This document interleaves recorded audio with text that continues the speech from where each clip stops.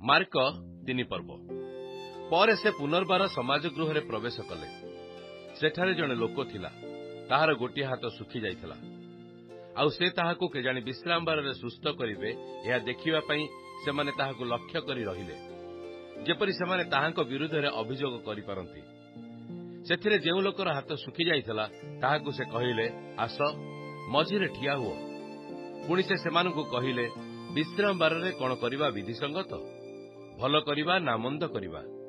ପ୍ରାଣ ରକ୍ଷା କରିବା ନା ବିନାଶ କରିବା? କିନ୍ତୁ ସେମାନେ ନିରୁତ୍ତର ହୋଇ ରହିଲେ। ସେଥିରେ ସେ ସେମାନଙ୍କ ହୃଦୟର ଜଡ଼ତା ସକାଶେ ଦୁଃଖିତ ହୋଇ କ୍ରୋଧରେ ଚାରିଆଡ଼େ ସେମାନଙ୍କ ପ୍ରତି ଦୃଷ୍ଟିପାତ କରି ସେହି ଲୋକକୁ କହିଲେ, ହାତ ବଢ଼ାଅ। ସେ ଆପଣା ହାତ ବଢ଼ାଇଲା, ଆଉ ପୁଣି ଭଲ ହୋଇଗଲା। ତହିଁରେ ଫାରସୀମାନେ ବାହାରି ଯାଇ ତାହାକୁ ବିନାଶ କରିବା ନିମନ୍ତେ ତାହାଙ୍କ ବିରୁଦ୍ଧରେ ସେଇ କ୍ଷଣି ହେରୋଦିୟମାନଙ୍କ ସହିତ ମନ୍ତ୍ରଣା କରିବାକୁ ଲାଗିଲେ। ଏଥିରେ ଯୀଶୁ ଆପଣା ଶିଷ୍ୟମାନଙ୍କ ସହିତ ଅନ୍ତର ହୋଇ ସମୁଦ୍ର କୂଳକୁ ବାହାରିଗଲେ। ପୁଣି ଗାଲିଲରୁ ମହାଜନତା ତାହାଙ୍କର ପଶ୍ଚାତଗମନ କଲେ। ଆଉ ଯିହୁଦା, ଜେରୁସାଲମ, ଇଦୋମ, ଜର୍ଦ୍ଦନର ଅପର ପାର୍ଶ୍ୱ, ପୁଣି ସୋର ଓ ସିଦୋନର ଚତୁର୍ଦ୍ଦିଗରୁ ମହାଜନତା ତାହାଙ୍କର ସମସ୍ତ କର୍ମର କଥା ଶୁଣି ତାହାଙ୍କ ନିକଟକୁ ଆସିଲେ।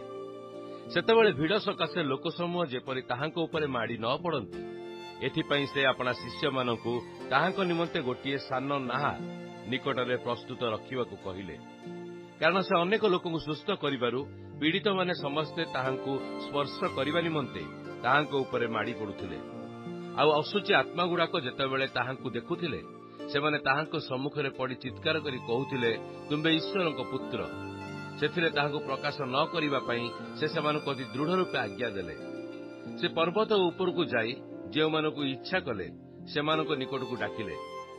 ସେମାନେ ତାହାଙ୍କ ପାଖକୁ ଆସିଲେ। ପୁଣି ସେ 12 ଜଣଙ୍କୁ ନିଯୁକ୍ତ କଲେ, ଯେପରି ସେମାନେ ତାହାଙ୍କ ସାଙ୍ଗରେ ରହିବେ ଓ ସେ ସେମାନଙ୍କୁ ପ୍ରଚାର କରିବା ନିମନ୍ତେ ପ୍ରେରଣ କରିବେ। ଆଉ ସେମାନେ ଭୂତ ଛଡ଼ାଇବାକୁ ଅଧିକାର ପାଇବେ।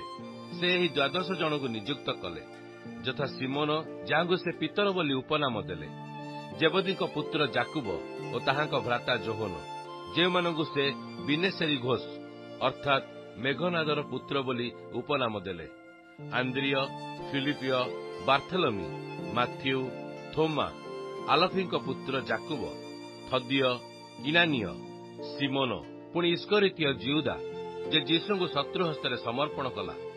ପରେ ସେ ଘରକୁ ଆସିଲେ। ପୁନର୍ବାର ଲୋକସମୂହର ଏତେ ସମାଗମ ହେଲା ଯେ ସେମାନେ ଭୋଜନ ସୁଦ୍ଧା କରିପାରିଲେ ନାହିଁ। ତାହାଙ୍କ ଆତ୍ମୀୟମାନେ ଏହା ଶୁଣି ତାହାକୁ ଧରି ନେଇଯିବାକୁ ବାହାରିଲେ, କାରଣ ସେମାନେ କହିଲେ, ତାହାଙ୍କର ମତିଭ୍ରମ ହେଲାଣି। ଆଉ ଜେରୁସାଲେମରୁ ଆସିଥିବା ଶାସ୍ତ୍ରୀମାନେ କହିଲେ, ଏହାକୁ ବାଲ୍ ଜିବୁଲ ଲାଗିଛି। ପୁଣି ଭୂପତିର ସାହାଯ୍ୟରେ ସେ ଭୂତ ଛଡ଼ାଏ। ଏଥିରେ ସେ ସେମାନଙ୍କୁ ଡାକି ଦୃଷ୍ଟାନ୍ତ କଥାରେ ସେମାନଙ୍କୁ କହିଲେ, ଶୟତାନ କି ପ୍ରକାରେ ଶୟତାନକୁ ଛଡ଼ାଇପାରେ। ଯଦି କୌଣସି ରାଜ୍ୟ ବିଭକ୍ତ ହୋଇ ଆପଣା ବିରୁଦ୍ଧରେ ଉଠେ, ତେବେ ସେହି ରାଜ୍ୟ ସ୍ଥିର ହୋଇ ରହିପାରେ ନାହିଁ।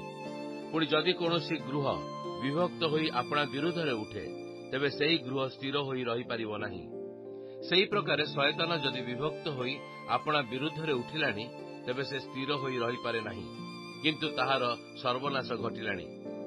ମାତ୍ର କେହି ପ୍ରଥମେ ବଳବାନ ଲୋକକୁ ନ ବାନ୍ଧିଲେ ତାହାର ଗୃହରେ ପ୍ରବେଶ କରି ତାହାର ଅସ୍ତ୍ରଶସ୍ତ୍ର ସବୁ ଲୁଣ୍ଠନ କରିପାରେ ନାହିଁ। ତାହାକୁ ଆଗେ ବାନ୍ଧିଲେ ସିନା ସେ ତାହାର ଗୃହ ଲୁଣ୍ଠନ କରିବ। ମୁଁ ତୁମ୍ଭମାନଙ୍କୁ ସତ୍ୟ କହୁଅଛି, ମନୁଷ୍ୟ ସନ୍ତାନମାନଙ୍କର ସମସ୍ତ ପାପ ଓ ସେମାନେ ଯେତେ ନିନ୍ଦା କଥା କହି ଈଶ୍ୱର ନିନ୍ଦା କରନ୍ତି, ସେ ସମସ୍ତ କ୍ଷମା କରାଯିବ। କିନ୍ତୁ ଯେ କେହି ପବିତ୍ରାତ୍ମାଙ୍କ ବିରୁଦ୍ଧରେ ନିନ୍ଦା କଥା କହେ, ତାହାର କୌଣସି କାଳେ ହିଁ କ୍ଷମା ନାହିଁ, ମାତ୍ର ସେ ଅନନ୍ତ ପାପରେ ଦୋଷୀ ଅଟେ। ତାହାକୁ ଅଶୁଚି ଆତ୍ମା ଲାଗିଛି। ଏହା ସେମାନେ କହିବାରୁ ଏହି କଥା ସେ କହିଲେ। ସେତେବେଳେ ତାହାଙ୍କର ମା ଓ ଭାଇମାନେ ଆସି ବାହାରେ ଠିଆ ହୋଇ ତାହାଙ୍କୁ ଡକା ପକାଇଲେ। ସେଥିରେ ତାହାର ଚତୁର୍ଦ୍ଦିଗରେ ବସିଥିବା ଲୋକସମୂହ ତାହାକୁ କହିଲେ, ଦେଖନ୍ତୁ, ଆପଣଙ୍କ ମା, ଭାଇ ଓ ଭଉଣୀମାନେ ବାହାରେ ଥାଇ ଆପଣଙ୍କୁ ଖୋଜୁଛନ୍ତି। ସେ ସେମାନଙ୍କୁ ଉତ୍ତର ଦେଲେ, ମୋର ମା ଓ ମୋ ଭାଇମାନେ କିଏ? ଆଉ ସେ ଆପଣା ଚାରିଆଡ଼େ ବସିଥିବା ଲୋକମାନଙ୍କ ପ୍ରତି ଦୃଷ୍ଟିପାତ କରି କହିଲେ, ଦେଖ, ମୋର ମା ଓ ମୋର ଭାଇମାନେ।